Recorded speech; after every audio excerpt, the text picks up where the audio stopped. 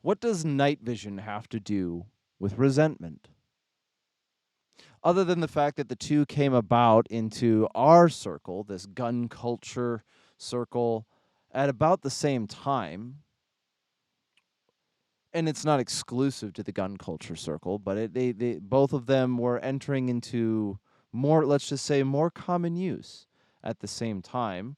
The former night vision, because of market changes and veterans getting out of the military and wanting to bring that experience home, well, at least that good part of the experience home, as well as citizens, civilians getting more and more equipped and more capable.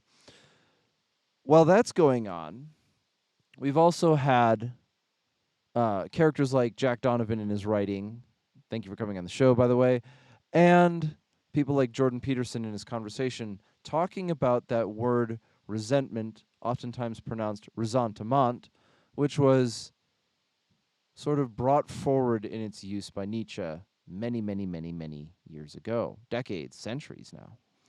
And so why are those what are why are those two being used in the same podcast?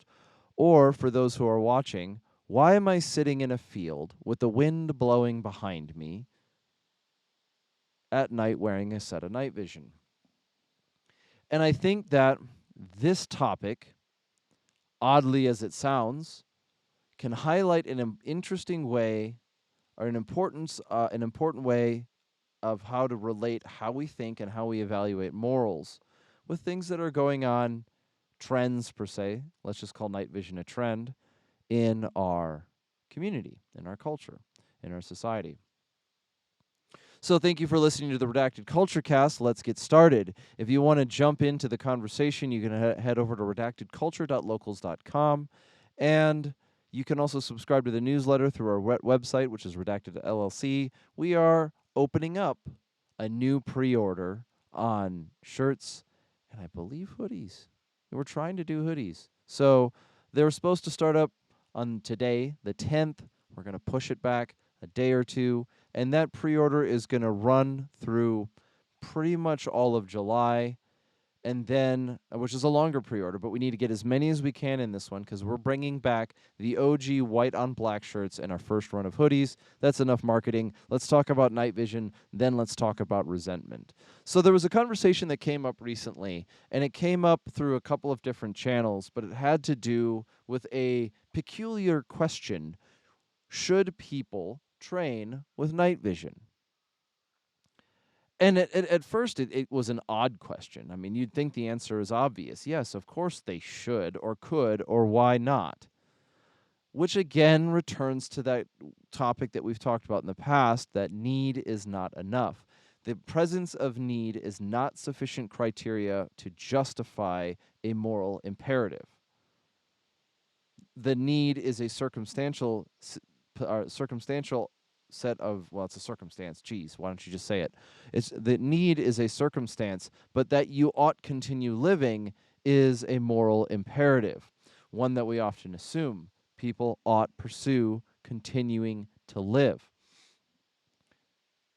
which you know how far you can stretch that. But so the training question of should civilians, citizens train with night vision is at its onset on rocky ground, because let's just challenge the legitimacy of the question by saying need is not the right question to be asking. Do civilians need to train with night vision is different than should civilians train with night vision, or is it good for civilians to train with night vision, or is it simply one of those things like flavor and color preference that we just sort of extend to hobbies and activities? And I think that the answer, as far as we should go, is, well, why are you asking it? Because there's a problem here, and the problem is found in all of the assumptions. One of those assumptions, which is not made very often, but it is made from time to time, is that Doing stuff during the day is the same as doing it at night while wearing night vision. And I mean, it is absurd. We kind of know it's absurd, but it does it does pop up from time to time. And what we find what we find when you start using night vision is that you start realizing that you don't have access to all of your senses in the same way that you used to.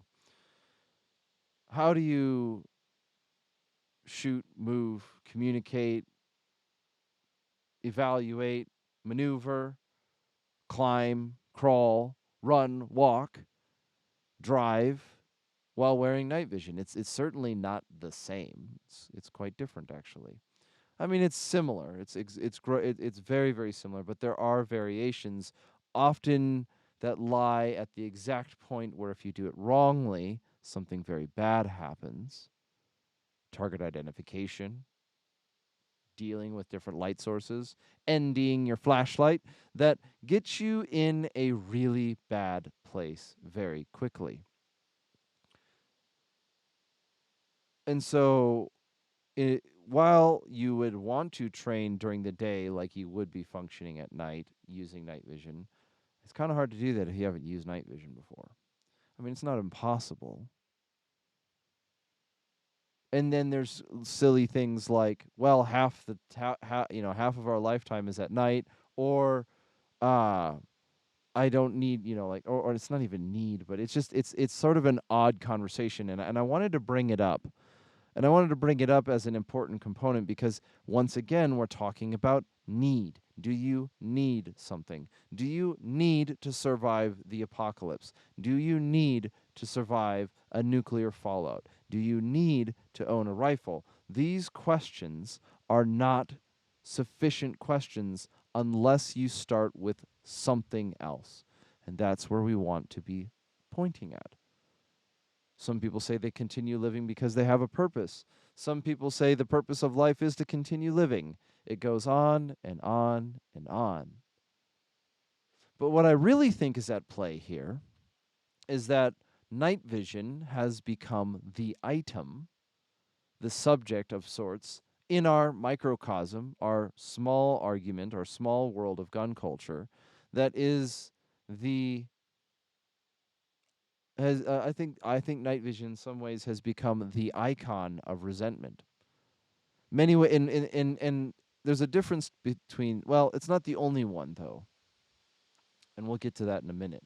But night vision has night vision, whether it's in like memes and jokes or whether it's in gear and status and what else do we want to talk about? Gear, status, hype, whatever it is that people don't want to say that they don't like, but it's there, or they do like and it's there, I guess. Oftentimes we find night vision at the heart of it. And it's kind of silly because night vision is an inanimate object. It's expensive. It can be seen as a sign of wealth or success, but it itself doesn't necessarily make somebody a better human being. And resentment is an interesting thing because resentment is oftentimes depicted as somebody of a lower station holding malice and disdain for somebody of a higher station because of that difference. Not because that difference is justified or unjustified, not because that person has more status or has more character or more capability, not because those things are arbitrary, or maybe because they are, but it seems like there is a certain consistency that, or a certain thing that separates or identifies resentment as hatred, resentment in this case, hatred, disdain, malice for those who have achieved something. In some ways because they've achieved it or because they have and you haven't. I'm like scratching my arm and trying to kill this mosquito that's eating me. You don't geolocate people on the basis of mosquitoes. Whatever. So the conversation on night vision is strange, when gets wrapped up into the cultural side, you could night vision oftentimes could be seen as an icon that separated like veterans from non-veterans, or like um you know, sort of this elitist attitude that could have been brought out of it. And I think in really the short answer of it, resentment is the um the other side of the coin of elitism, of we're better people. It's like it's the same thing. It produces the same thing. It's a cycle. It's a, as people might hate from above, people in positions of authority or who have had certain opportunities or have made certain achievements or have a certain status can look down on others. So those below can look up with resentment. Instead of wanting to learn from somebody, you want to hate them. You choose to disdain them for, not viewing you as their equal. All right, it's something I got to be careful on that one, because I it can very quickly stray into uh, anecdotes or hyperbole.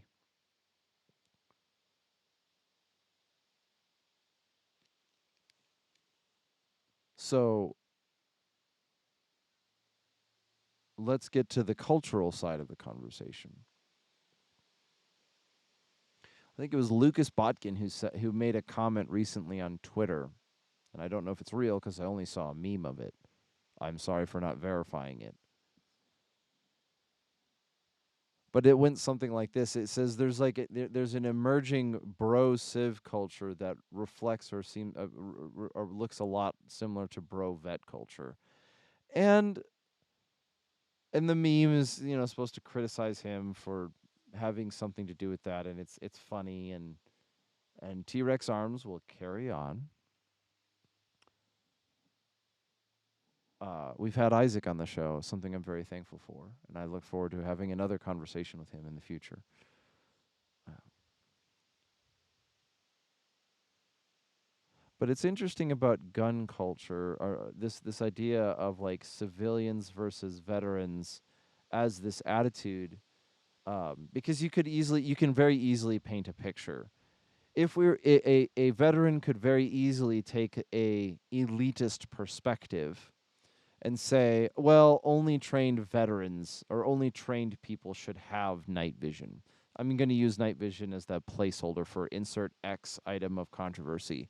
A veteran could come out and say only veterans can be good at using night vision, or only veterans know how to use night vision, or only veterans should be allowed to use night vision. And that's something that we might call a little bit of elitism. But what does it look like when it comes from the other end, where the civilian side of gun culture harbors resentment against veterans who are getting out of the military because those veterans have experiences which give them valuable give valuable information to the community. Experience is valuable information, especially in a high risk environment having to do with violence and night vision and driving and so on and so forth. I mean, that experience is an important thing. We're not all living in an ivory tower, nor should those who live in them expect them to be around forever. And so the elitism that you can see within gun culture in a community is often is contrasted by resentment from below. If a person who has status is looking down on those who don't have status, what we see from the bottom would be somebody looking up, not with admiration, desire to participate, wanting to help, wanting to be a part of it, wanting to learn, but with malice.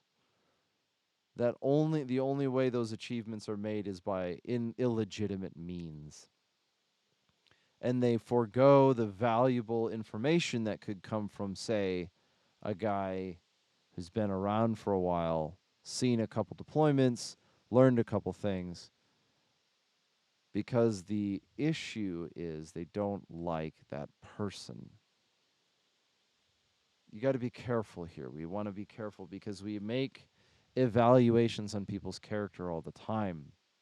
And so night vision and the question of should people train with night vision, I believe, is more closely tied to that age old human problem of elitism and resentment.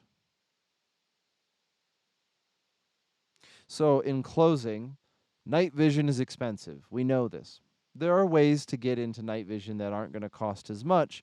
And oftentimes we recognize that there are different sacrifices that need to be made, different decisions, choices. And when you're listening to somebody, this is a small tip, if you're listening to somebody talk about the differences between different types of night vision, um, well, just take it for a grain of salt from where I'm standing. If you're interested in getting into night vision, you have to recognize that you're going to be putting down some cash. And this is the hard but easy part. And very quickly we find ourselves talking about, well, do you need to should you get a PVS 14, a monocular like the one that this episode's being recorded on, or should you put out a little bit more money and get a pair of dual tubes? And it depends on how much you want to spend. But let's be clear here. Comparing a 14 to a PVS 31 Alpha or a DTNVS's is not really a great one-for-one comparison when you're talking solely about cost. I think a better comparison would be you're going to spend some money. Would it be better to buy a monocular with a good laser, or buy a higher should you buy let's see, on the one side, is it better to buy a higher end monocular, a PVS 14, a really good white phos glass or a good white phos tube, blah blah blah blah blah, stats out the kazoo, and a good laser, which still could very easily run you up in that 6,000 range? Or should you buy a lower tier dual tube set, like a higher end Photonis? Maybe not go for the PVS 31 alphas, but go with a good quality Gen 2 white tube and with like Photonis tubes, or maybe even like a higher quality green night vision, old green phos capable night vision unit. Is it better to buy just that and have to go with passive aiming on a taller mount, or would it be better to buy a laser and a monocular? And in my opinion, in that case, I think I would choose the laser and the monocular over dual tubes and a tall iron sight mount for passive. I could change my mind. There may be different situations where things change, but there you go. That's a different way of thinking. Is if you're willing to make the decision, look at look for more realistic comparisons, because the difference between a monocular and a binocular will be found a lot in your depth perception and your comfortability moving around in this dynamic world. But that being the case, this has been the Redacted Culture Cast, and if this conversation has settled you a little bit of some of the disturbance and rumblings going around gun culture, remember, if you're a civilian and you look at veterans with resentment, you might want to check that at the door, because veterans have been told for years to check their elitism at the door, and some of us did and some of us haven't, and it kind of goes along, but none of that is an excuse for somebody to cut themselves out because of their jealousy looking upward. If you've enjoyed the show, please be willing to leave a like or a comment wherever you're at, a rating on Spotify. It's a big channel for us. Or head over to redactedllc.com. That's where you're going to find our merch. Support us at redactedculture.locals.com. And we look forward to bringing more night vision and thermal content to you, especially on Instagram, in the next coming weeks and months, because we've worked out something pretty neat with AGM. So, thank you very much for listening. We look forward to having another conversation with you tomorrow. Keep your hatchet sharp and your powder dry, and keep spare batteries. We'll talk to you later.